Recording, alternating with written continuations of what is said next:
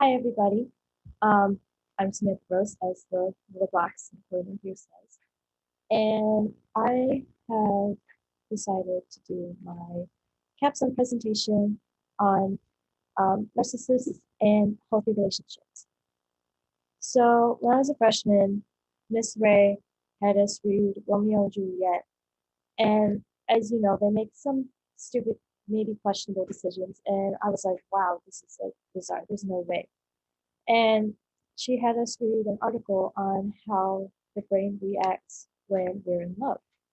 And I found that article so interesting. It's probably one of the best articles I've read to this day. And since we read that article, um, it's a topic that I've found that I've taken a strong liking to. Um, and the picture here is of Tony and Maria from West Side Story. Not only is it like my favorite musical, but it's a representation of the story of Romeo and Juliet. So, other than Romeo and Juliet, and this very getting me into the topic, when we started the capstone project, I had recently gotten into a relationship, and I wanted to know the answer to the age-old question: do we actually need to love ourselves before we love someone else?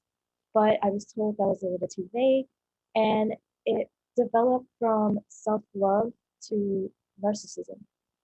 And since I had gotten in that new relationship, I wanted to know what a healthy relationship was actually like and little signs to look for, just not just in romantic relationships, but just any relationship that I have. So my big question is, can narcissists keep a healthy romantic relationship? So according to the University of Washington, some unhealthy qualities of a relationship are not taking care of yourself and only focusing on your partner. That is the biggest form of neglect because that's a sign of manipulation. Fear of physical, emotional, and verbal abuse is a really big one because if you do something super small and a partner decides that it's a really big deal, something is definitely wrong, maybe with your partner, and definitely something is not right in the dynamic of the relationship. Bashing each other's hobbies is a form of lowering self esteem. And in a relationship, you're supposed to build each other up and not tear each other down. If you don't spend time apart, that's another really big flag because you both need to grow as individuals. And being together all the time hinders that growth, and you may have changed in ways you don't realize. And that's why being apart is so important. Not only that, but it's also part of trust, and it ends most of the lies and manipulation if you're apart. Being pressured into having sex is such a huge red flag. I don't know how many teenagers don't realize how big of an issue that is. Um, because you should not be forced into having sex because it's a really, really big deal. And it's something that means a lot to some people. And to be pressured into it makes it worse, and it's not healthy, and it's not physically safe. Violence, I feel like that's a no-brainer. Obviously, that's not how a relationship is supposed to be. Isolation from friends and family, huge red flag, a really big sign of manipulation. Losing privacy goes with isolation from friends and family. If you don't have privacy, there's no trust and there's no relationship without trust. And an unequal share in resources, which could be food or money. Um, a lot of people don't realize how wrong that is when it happens. Because if your partner decides that you can't have a new pair of shoes, but they can buy new perfumes or something, that's not right, especially if you both share money. It's not being equally distributed. So, everybody knows the story of Narcissus and Echo, who was not his victim, but definitely um, the end of one of his the front end of one of his adventures. So, as you know, he looks at his reflection and falls in love with it, and he dies. Um, so, a lot of people know about Narcissus, but they don't know about what happened to Echo. But we will get back to her. Right now, we're going to focus on Narcissus and narcissism. So, all of my sources have talked about what a narcissist is. They say, an inkling of it, but I got the most information about what a narcissist is like from When Love is Alive by Zoe Ballard. because she had dated a narcissist. And narcissists lack empathy and they're super self centered. They're so manipulative and they need attention all the time. And all they do is manipulate, manipulate, manipulate. They need a constant supply of ego strokes, compliments, you name it, they need it. It's one of the things they need to survive. The reason why they're so good at playing chameleon is because they need that stuff and they know how to play on empaths and emotions, and that's what makes them so dangerous. They have really bad commitment issues. They cannot stick around for a really long time, and if they do, it's only for the supply. And because the supply is like their main purpose in life, it makes them super prone to cheating, and they'll even cheat right in front of their partners. Um, and they're very concerned about their appearance because appearance leads to compliments, which leads to relationships, which leads to ego strokes. So it all ties into their supply. And also, I forgot to mention, this is a narcissist flower. I didn't know what they looked like before this presentation, and I wanted to share the information in case you guys didn't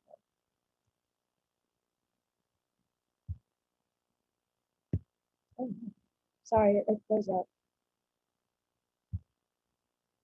So, who are narcissists attracted to? So, in a study done by Keith W. Campbell in an article titled Narcissism and Romantic Attraction, narcissists love, love, love, love people of a higher status because it makes them feel important. But also, people sometimes of a higher status are emotionally unavailable, which means if they're emotionally unavailable, they can go out and cheat and get supply not only from their high status partner, but also from other people, and there's nothing to worry about from their partner, their high status partner.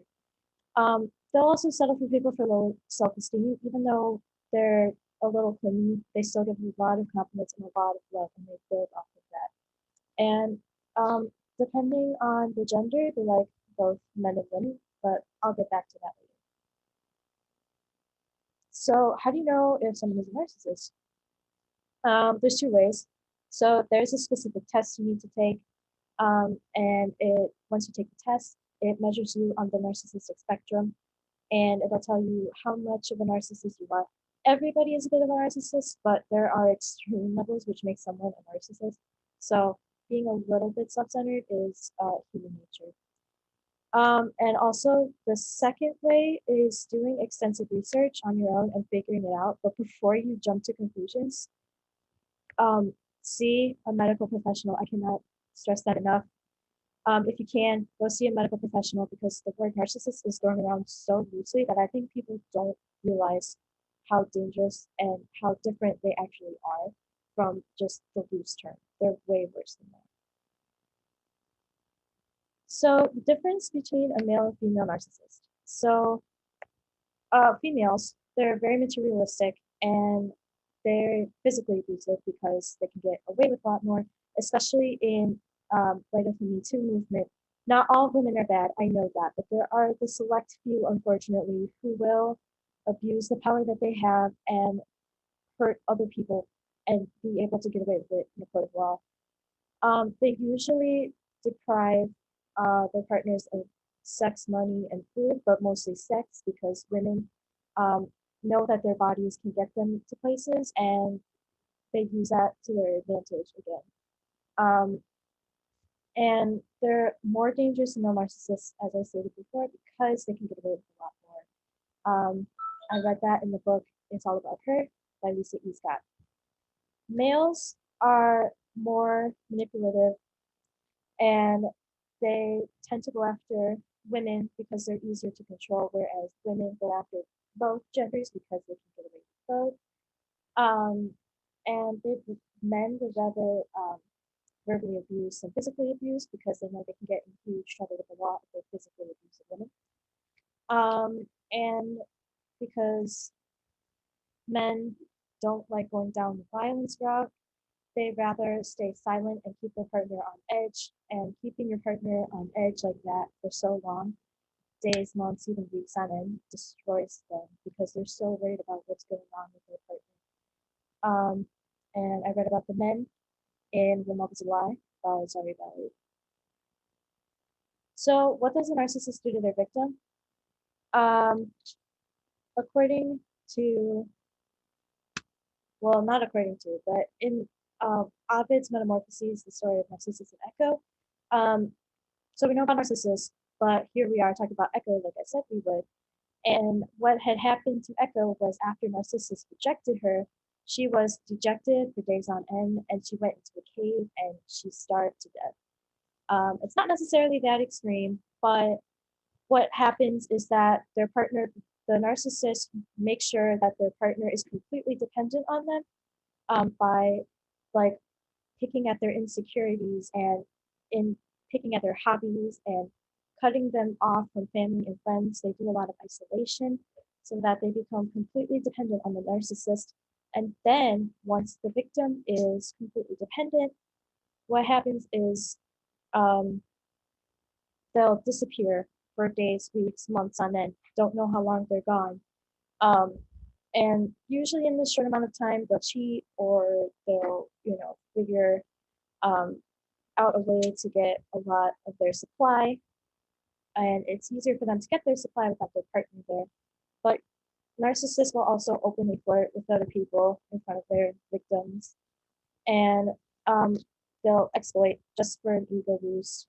And they'll just basically destroy their partner. Also from When Love Is a Lie, and It's All About Her. So the way the victim reacts, so they can't they can't leave because they've fallen in love with the potential rather than the reality of that awful relationship. And it's just awful to say that, but it's true. A lot of people don't understand um, how dangerous it is to stay rather than to go.